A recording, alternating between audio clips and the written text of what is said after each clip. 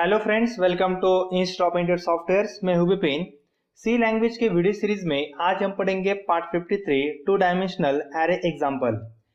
इसके पहले पार्ट में पार्ट 52 में हमने टू डायमेंशनल एरे की कंसेप्ट को कवर किया था और वहां पर हमने देखा था कि टू डायमेंशनल एरे को कैसे डिक्लेयर करना है, उसे कैसे इनिशियलाइज करना है और मेमोरी में स्टोर होते समय टू डायमेंशनल एरे किस फॉर्मेट में स्टोर होता है। तो इस पार्ट में हम सिर्फ टू डायमेंशनल एरे की एग्जांपल के ऊपर ही फोकस करेंगे। तो अगर अभी तक आपने पार्ट 52 को नहीं देखा है तो मैं आपको स्ट्रांगली रिकमेंड करना चाहता हूं कि पहले आप पार्ट 52 को देखिए, वहां से आप टू डायमेंशनल एरे को कंसेप्ट को क्लियर कीजिए और कंसेप्ट क्लियर होने के बाद आप इस पार्ट को देखिए। पार्ट 52 की लिंक आपको नीचे डिस्क्रिप्शन में मिल जाएगी, तो आप चाहे तो उसे वहां से भी ओपन कर सकते हैं। तो चलिए इस पार्ट को स्टार्ट करते हैं। एग्जाम्पल करने से पहले मैं आपको हमें एग्जाम्पल्स में क्या करना है, उसके पीछे क्या लॉजिक है, वो लॉजिक बताऊंगा और लॉजिक बताने के बाद हम उस प्रोग्राम को टर्बो सी में एग्जीक्यूट भी करेंगे। तो चलिए मैं पेंट को ओपन कर देता हूं, हम पेंट में लॉजिक को समझेंगे। ठीक है, तो हम प्रोग्राम्स क्या करेंगे, हम सिंपली एक टू डायमेंशनल एरे को डिक्लेयर करेंगे और डिक्लेयर करने के बाद उसे हमें मैट्रिक्स के फॉर्म में प्रिंट करना है, रो एंड कॉलम्स के फॉर्म में। तो हम टू डायमेंशनल एरे को कैसे डिक्लेयर करते हैं, डिक्लेयर करने के लिए डेटा टाइप, मान लीजिए मैं इंटीजर टाइप यूज कर रहा हूं और वेरिएबल का नाम डेटा। टू डायमेंशनल के लिए हम दो ब्रैकेट का यूज करेंगे और उसके अंदर रो और कॉलम की साइज भी स्पेसिफाई करेंगे। तो मान लीजिए मैं रो को साइज दे रहा हूं 3 और कॉलम को भी साइज दे रहा हूं 3। इसका मतलब ये मैट्रिक्स 3x3 का क्रिएट होगा और अगर मैट्रिक्स 3x3 का क्रिएट होगा तो इसमें टोटल 9 वैल्यू स्टोर होंगे। 9 कैसे स्टोर होंगे, सिंपली रो एंड कॉलम का मल्टीप्लिकेशन कीजिए, जितना भी आंसर आएगा उतने वैल्यूज आप स्टोर कर सकते हैं। तो रो की साइज 3 है, कॉलम की साइज भी 3 है, तो 3x3 9। इसका मतलब इस मैट्रिक्स में 9 वैल्यूज स्टोर होंगे।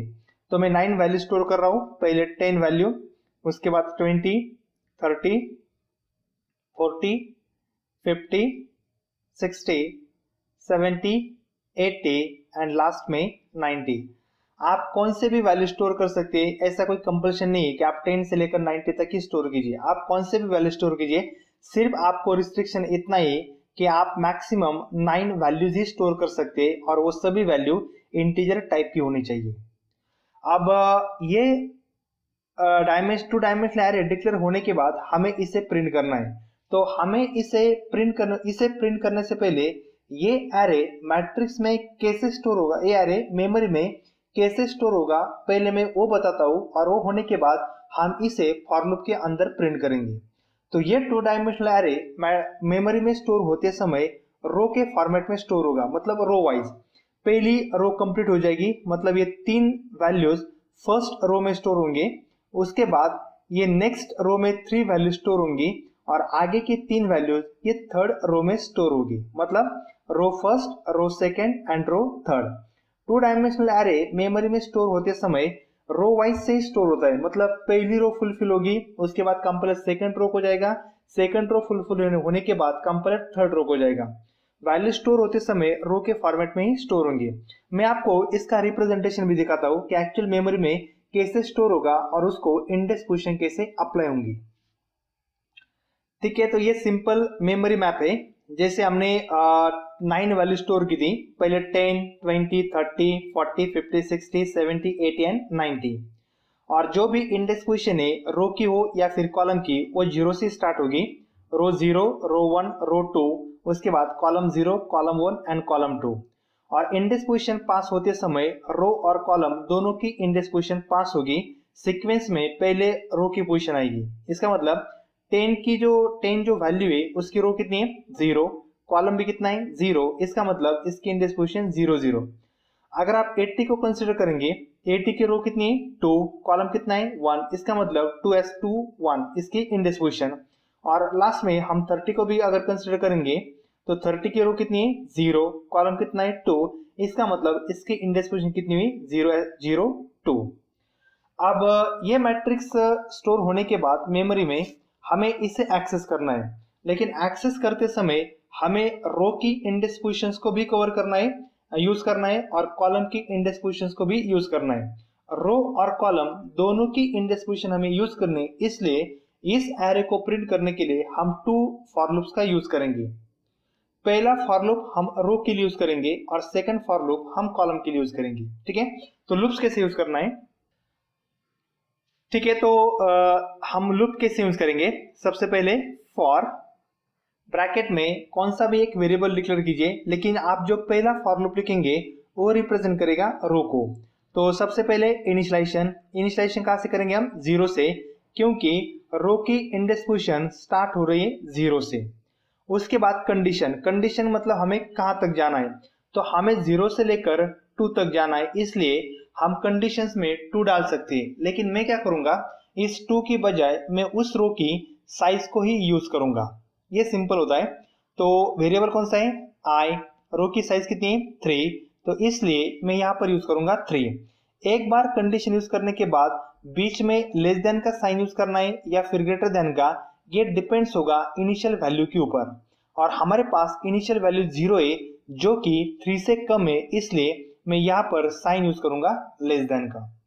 और उसके बाद इंक्रीमेंट या फिर डिक्रीमेंट, तो हमारी रो की वैल्यू एक से इंक्रीमेंट हो रही, इसलिए हम यहाँ पर यूज करेंगे i प्लस प्लस, सिंपल। उसके अंदर अब हम और एक फॉर लूप यूज करेंगे जो कि रिप्रेजेंट करेगा कॉलम को। कॉलम की स्टार्टिंग कहां से हो रही है? 0 से, उसका एंड कहां पर हो रहा है? 2 पे, और वैल्यू भी एक से इंक्रीमेंट हो रही। यही लॉजिक में यूज करूंगा। तो second for loop, for second loop के लिए जे वेरिएबल इक्वल टू स्टार्ट करेंगे 0 से, कंडीशन मतलब एंड पॉइंट, एंड कहां पे करना है हमें? 2 पर, तो आप यहां पर 2 भी डाल सकते हैं, लेकिन सिंपली मैं क्या करूंगा, रो की साइज ही यूज करूंगा। रो की साइज कितनी हमारे पास? 3, इसलिए मैं यहां पर यूज करूंगा 3, और कॉलम भी एक से इंक्रीमेंट हो रहा है, इसलिए यहां पर हम यूज करेंगे J plus plus, open close bracket. और इसके अंदर अब हम वैल्यूज को प्रिंट करेंगे। तो प्रिंट करने के लिए सिंपल प्रिंटफ का स्टेटमेंट, उसके अंदर इंटीजर टाइप के वैल्यू, इसलिए %d और कॉमा करके यहाँ पर एरेज की वैल्यूज को प्रिंट करना है। एरेज की वैल्यू प्रिंट करने के लिए एरे वेरिएबल का नाम क्या है हमारे पास? डेटा, और उसके अंदर 2 ब्रैकेट, और 2 ब्रैकेट के अंदर हमें कॉलम और रो को स्पेसिफाई करना है। तो कॉलम और रो को कैसे स्पेसिफाई करेंगे? रो के लिए रो का वेरिएबल कौन सा है हमारे पास? आई वेरिएबल, इसलिए मैं यहाँ पर यूज करूंगा आई। और कॉलम के लिए कॉलम का वेरिएबल जो कि हमने यूज किया है जे, सिंपल।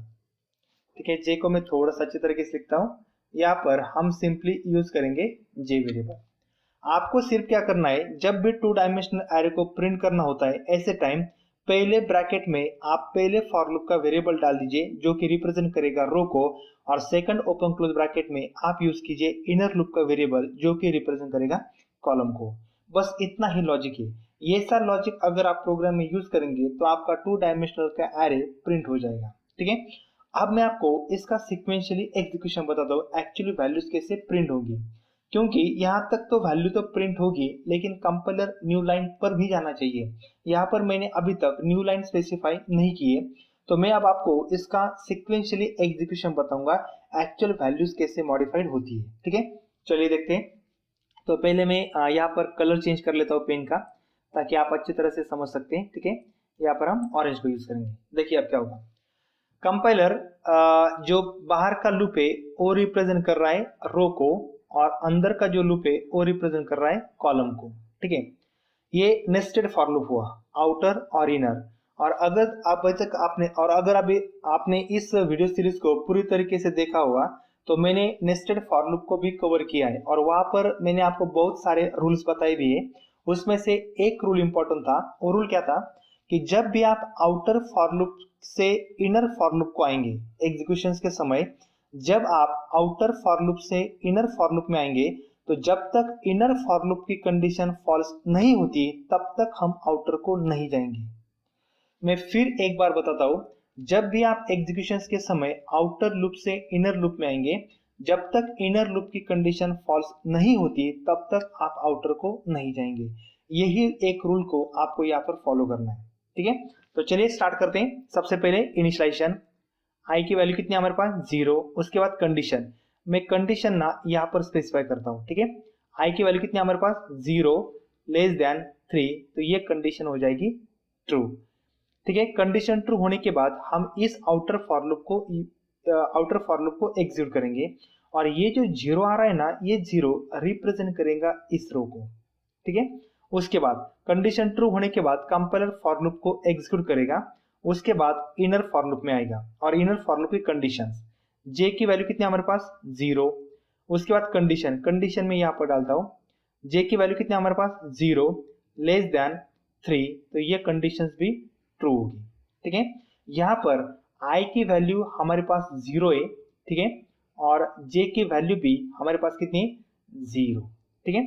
ये लूप कंडीशंस भी ट्रू हो गई। अब कंपाइलर इस लूप को एग्जीक्यूट करेगा और इस लूप को एग्जीक्यूट करने से वो प्रिंट क्या करेगा, प्रिंटफ में डेटा ऑफ आई जे, आई की वैल्यू कितनी हमारे पास 0, जे की वैल्यू भी कितनी पर हमारे पास 0, इसका मतलब 0 0 पोजीशंस की वैल्यू एक्सेस होगी और 0 0 पोजीशंस में हमें प्रिंट हो जाएगा 10, जो कि हमारा पहला आउटपुट है। अब आप लोग इनर लूप में, तो जब तक इसकी कंडीशन फॉल्स नहीं होती तब तक हम आउटर को नहीं जाएंगे, ठीक है। तो फिर से हम जाएंगे जे प्लस प्लस को। अब जे की वैल्यू 1 से इंक्रीमेंट होगी, जे की वैल्यू 0 थी, अब वो हो जाएगी 1, ठीक है। फिर से कंडीशन चेक कीजिए, 1 लेस देन 3, 1 लेस देन 3, इसका मतलब ये कंडीशंस भी ट्रू होगी। और ये कंडीशन ट्रू होने के बाद यहाँ पर हमारी इंडेक्स पोजीशन क्या रही है, रो तो जीरो है, लेकिन अब कॉलम जे कितना हुआ 1, इसका मतलब यहाँ पर हमें 0 1 एक्सेस होने वाला है। कैसे होगा देखिए, ये कंडीशन तो ट्रू हो गई, इसका मतलब कंपाइलर फिर से इस लूप को एग्जीक्यूट करेगा और इस ब्लॉक में हमें प्रिंट करेगा डेटा ऑफ आई जे। अब आई की वैल्यू कितनी है 0 है, वो तो चेंज नहीं हुई, आई की वैल्यू कितनी हमारे पास 0 है, लेकिन जे चेंज हुआ, जे कितना हमारे पास 1, इसका मतलब यहाँ पर हमें वैल्यू एक्सेस होगी 0 1, जो कि हमारे पास है 20, यानी कि हमने सेकंड वैल्यू भी एक्सेस की।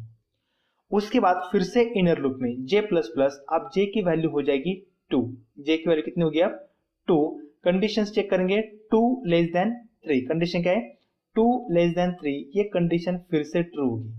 और कंडीशन ट्रू होने के बाद अब हमारे पास इंडेक्स पोजीशन क्या है, रो की वैल्यू 0 जो कि कांस्टेंट है, लेकिन यहाँ पर कॉलम कितना हुआ 2 हुआ, ठीक है। कंडीशन ट्रू, तो इसमें क्या प्रिंट होगा, डेटा ऑफ आई जे, आई तो 0 है जो कि कांस्टेंट है, लेकिन जे की वैल्यू कितनी है अभी 2, इसका मतलब हमें यहाँ पर प्रिंट होगा 0 2, और 0 2 इसका मतलब यहाँ पर हमें प्रिंट होने वाली है 30 वैल्यू, ठीक है। अब हमारी पहली रो पूरी तरह से एक्सेस हो गई, प्रिंट हो गई। अब कंपाइलर इस लूप को फॉल्स करेगा। फॉल्स कैसे होगा, जैसे ही हमें 0 2 पोजीशंस की वैल्यू प्रिंट होगी, प्रिंट होने के बाद कंपाइलर जे को प्लस प्लस करेगा, जो कि जे की वैल्यू 2 थी, अब वो वैल्यू हो जाएगी 3। कंडीशन चेक कीजिए 3 लेस देन 3, तो ये कंडीशन हो गई फॉल्स, इसका मतलब हम इस लूप से बाहर आ जाएंगे, हम आउटर के बाहर नहीं जाएंगे, क्योंकि अभी तक आउटर की कंडीशन फॉल्स नहीं हुई, हम सिर्फ इनर के ही बाहर जाएंगे। और जैसे ही इनर का ब्लॉक कंप्लीट हो जाएगा, इसका मतलब हमारी एक रो कंप्लीट हो गई, और रो कंप्लीट होने के बाद कंपाइलर नेक्स्ट लाइन पे जाना चाहिए, इसलिए ये फॉर लूप खत्म होने के बाद हम यहाँ पर और एक प्रिंटफ का स्टेटमेंट डालेंगे और जिसमें लिखेंगे /n, इसका मतलब ये लाइन एग्जीक्यूट होने के बाद कंपाइलर अब न्यू लाइन की तरफ चला जाएगा, ठीक है। तो एक लाइन का कोड मैंने एक लाइन का और एक कोड मैंने ऐड किया है, किस लिए, कंपाइलर न्यू लाइन को जाने के लिए, ठीक है। अब इनर लूप तो फॉल्स हो गए, हम फिर से आउटर को जाएंगे, ठीक है।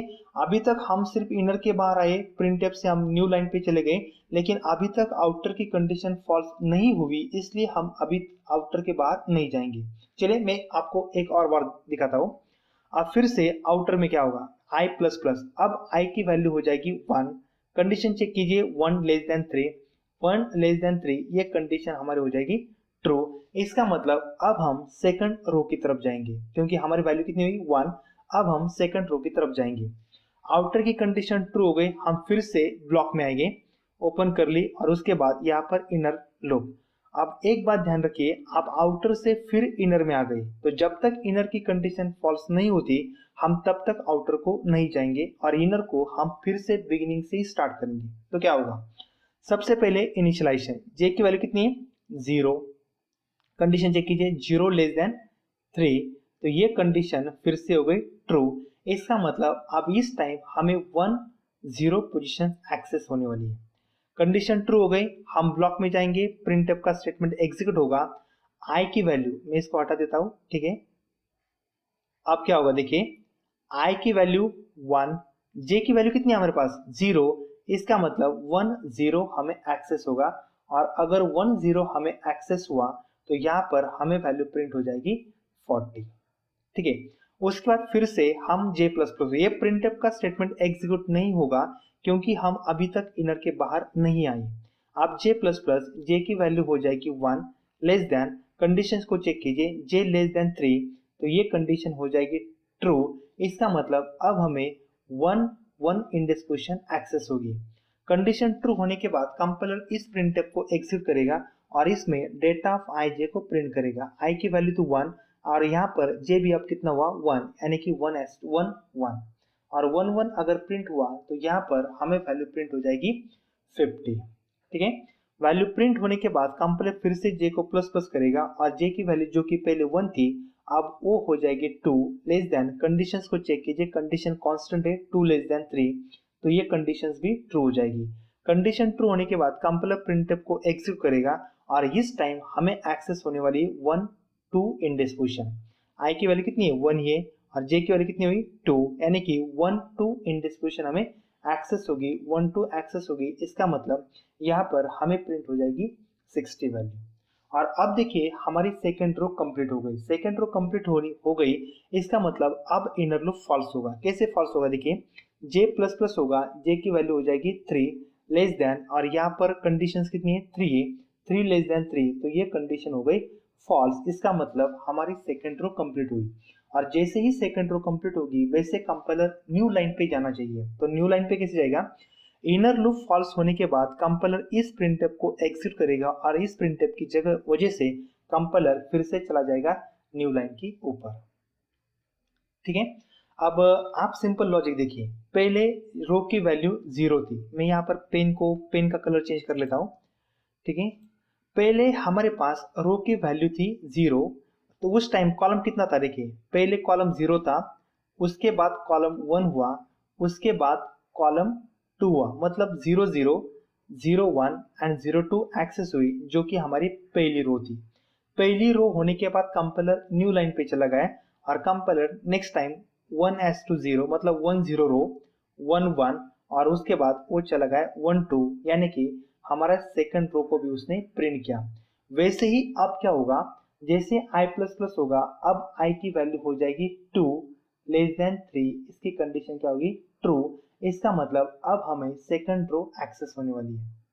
वही होगा फिर j की वैल्यू 0 यानी कि 2 0 एक्सेस होगी, उसके बाद j की वैल्यू 1 2 1 एक्सेस होगी, उसके बाद j की वैल्यू 2 2 2 एक्सेस होगी और 3 पर ये कंडीशन क्या हो जाएगी फॉल्स, यानी कि हमें ये सेकंड रो भी यहाँ से एक्सेस होने वाली है। अब सेकंड रो एक्सेस होने के बाद आगे तो कोई रो नहीं है, इसका मतलब आगे हमारा आउटर लूप ही फॉल्स हो जाएगा। कैसे फॉल्स हो जाएगा, 2 होने के बाद जब i की वैल्यू 3 होगी तो कंडीशंस क्या होगी 3 लेस देन 3 और ये कंडीशन ही क्या होगी फॉल्स होगी। और ये कंडीशन फॉल्स होने के बाद कंपाइलर डायरेक्टली इस लूप के बाहर चला जाएगा, यानी कि हमारे प्रोग्राम का एग्जीक्यूशन कंप्लीट हो जाएगा। ठीक है, आई होप कि आप थोड़ा बहुत समझ चुके होंगे। अगर आपको कुछ भी डिफिकल्ट लगता होगा तो आप इस वीडियो को फिर से देखिए, चाहे तो आप एक पेपर पे इसे रफली नोट डाउन भी कर सकते हैं और आप खुद ट्राई कीजिए कैसे इंडेक्स पोजीशन चेंज हो रहे और कैसे हम एक एक वैल्यू को एक्सेस करके न्यू लाइन की तरफ जा रहे हैं। अब मैं आपको इस प्रोग्राम को टर्बो सी में टाइप करके दिखाता हूँ और हम इसे एग्जीक्यूट भी करेंगे। तो मैं टर्बो सी को ओपन कर देता हूँ। ठीक है, तो सबसे पहले हम यहाँ पर ऐड करेंगे हेडर फाइल को। तो सबसे पहले हैश इंक्लूड, सबसे पहले stdio.h, उसके बाद hash include next file con io.h, उसके बाद मेन फंक्शन वाइड मेन। और यहाँ पर हम एक एरे को डिक्लेयर करेंगे। सबसे पहले इंटीजर डेटा, रो की साइज 3, कॉलम की साइज भी 3 और इसमें हम टोटल 9 वैल्यूज को स्टोर करेंगे 30 40 50 60 70 80 एंड 90। डेटा एरे डिक्लेयर होने के बाद यहाँ पर दो वेरिएबल डिक्लेयर करेंगे फॉर लूप के लिए i, j। वेरिएबल डिक्लेरेशन होने के बाद स्क्रीन को क्लियर करेंगे और लास्ट में आउटपुट की स्क्रीन को होल्ड करने के लिए गेट ch। तो ये हमारा नॉर्मल वेरिएबल डिक्लेरेशन हुआ, क्लियर स्क्रीन हुआ और गेट ch फंक्शंस को भी हमने यूज किया। अब इसके अंदर हम दो फॉर लूप यूज करेंगे, आउटर और इनर। यानी कि हमें 2 डायमेंशनल एरे प्रिंट हो जाए। पहले फॉर लूप, रो की size 0, condition i less than 3, रो भी एक एक से क्या हो रही, इंक्रीमेंट हो रही। उसके अंदर दूसरा फॉर लूप, कॉलम के लिए for j equal to 0, j less than 3 और j प्लस प्लस, और इसके अंदर हम एरे को प्रिंट करेंगे। प्रिंट करने के लिए printf, डबल कोट में थोड़ी स्पेस देता हूँ, %d, कॉमा, एरे का नाम क्या है, डेटा, रो के लिए i और कॉलम के लिए j। जैसे हमारी पहली रो प्रिंट होके कंप्लीट हो जाएगी, कंप्लीट होने के बाद कंपाइलर न्यू लाइन पे जाना चाहिए, इसलिए printf, और यहाँ पर मैं सिंपली ऐड कर देता हूँ /n न्यू लाइन के लिए। ठीक है, प्रोग्राम कंप्लीट हुआ, इसका लॉजिक भी मैंने आपको एक्सप्लेन किया। अब सिर्फ इसको हमें रन करना है। रन करने के लिए कंट्रोल F9, तो हमें जैसे आउटपुट चाहिए था वैसे ही आउटपुट प्रिंट हो जाएगा मैट्रिक्स के फॉर्म में, रो और कॉलम्स के फॉर्म में। ठीक है, तो इस पार्ट में इतना ही था। अगर आपको ये पार्ट पसंद आया हो तो इस पार्ट को लाइक कीजिए, चैनल को सब्सक्राइब कीजिए और इस वीडियो को जितना हो सके उतना शेयर कीजिए ताकि आपके दोस्तों को भी इसका फायदा मिल सके। Thank you.